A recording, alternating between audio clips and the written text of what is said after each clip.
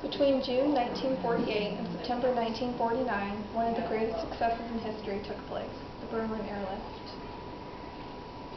After World War II ended, Germany was divided between the four Allied powers, the US, Soviet Union, Great Britain, and France. Berlin was also divided between the four powers, with the Soviets receiving half of it. An Allied Control Council was established as a four-power provisional government to control and rebuild Berlin.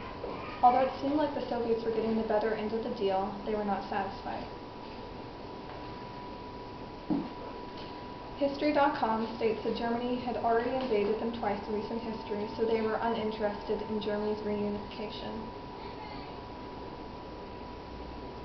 Stalin decided to stop the creeping unification. He wanted the Allies out, so he started the blockade of West Berlin, planning to starve out the Western powers.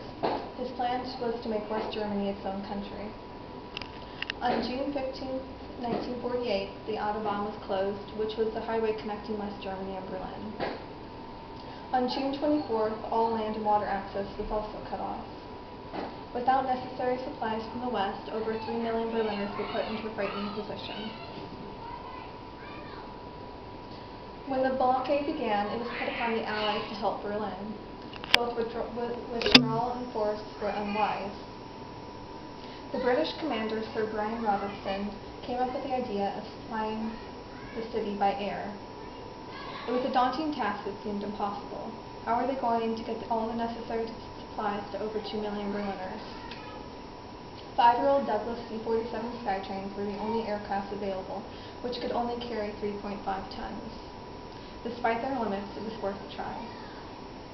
When the Berlin airlift was settled, the Allies had to work quickly because supplies were already growing low in Berlin. It was decided that 1,534 tons of food were needed daily. This did not include all the other necessities such as fuel and coal, which was the largest quantity of anything transported. On June 26th, the first C-47s were sent out. By July 1st, planes were coming and going 24 hours a day. A system was drawn up where every 3 minutes a new plane would come by. It took off just below the plane before them, so one plane did not go into the other. They were only allowed to go on the ground for 30 minutes, and as soon as it landed, people rushed over to unload. They also had only one chance to land. If they were unable to, they had to return back to base still full of supplies. There were many problems that pilots faced as well, the weather being one of them, which was consistently changing. They could leave under ideal conditions only to find terrible weather in Berlin. There was also a treacherous approach to the Tempelhof Air Base. High-rise buildings stood at the end of the runway, which the pilots had to fly between. There was also a second runway, which required a steep drop over a building. Along with all of this, they also had to deal with the Soviets. They tried everything but directly shooting them down, which most likely would have resulted in a war. Instead, they were buzzing close by and shooting nearby.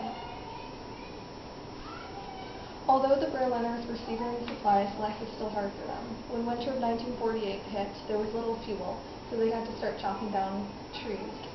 Food was also still sometimes scarce, and the Berliners had to search through trash bins and find out what plants to eat. Even through these dire circumstances, they never gave up, and neither did the Allies. Everything was going smoothly through the spring of 1949. However, people were wondering how long it was really going to take. General Tunner decided to break up the monotony to show the Allies were in charge and the capabilities of his command. Someone came up with the idea of on Easter Sunday, only coal would be delivered. So 12 p.m. April 15th, 12 p.m. on the 16th, only coal was delivered. 12,941 tons of coal with 1,383 flights were delivered. It did not take long after this for the Soviets to end the blockade. On May 12, 1949, they lifted the blockade. Supplies continued by air and land to ensure that Berliners had a sufficient supply of goods. It officially ended on September 30th. 2.3 million tons of supplies resulted from 277,569 flights. Quoted from thespiritofreedom.org, it was the greatest humanitarian aviation event in history.